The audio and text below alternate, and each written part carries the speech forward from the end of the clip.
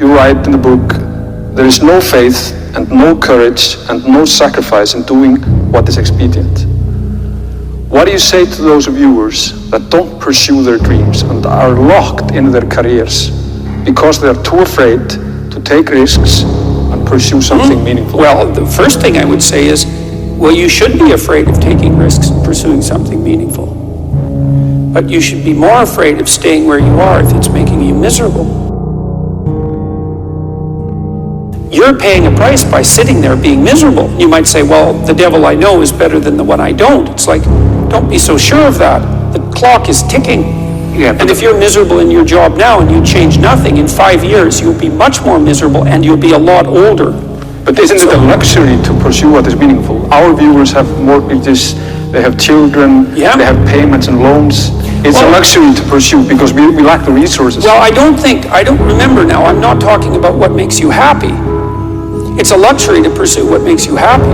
It's a moral obligation to pursue what you find meaningful. And that doesn't mean it's easy. It might require sacrifice. If you need to change your job too, let's say you have a family and children and a mortgage, you have responsibilities. You've already picked up those responsibilities. You don't just get to walk away scot-free and say, well, I don't like my job, I quit. That's no strategy. But what you might have to do is you think, well, this job is killing my soul. All right, so what do I have to do about that? Well, I have to look for another job. Well, no one wants to hire me. It's like, okay, maybe you need to educate yourself more. Maybe you need to update your curriculum vitae, your resume. Maybe you need to overcome your fear of being interviewed. Maybe you need to sharpen your social skills. Like, you have to think about these things strategically. If you're going to switch careers, you have to do it like an intelligent, responsible person. That might take you a couple of years of effort to do properly.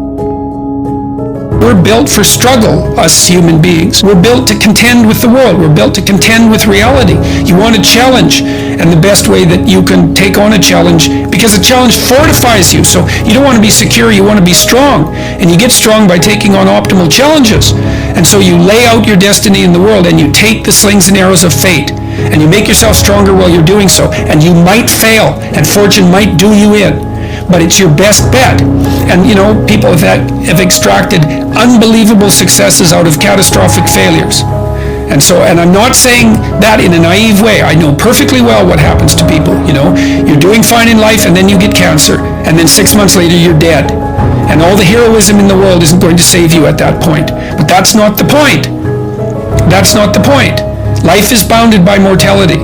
But that doesn't mean that you don't get out there and contend, and you develop by contending, and you minimize the net amount of suffering in the world. And that's something, man. That's something to do.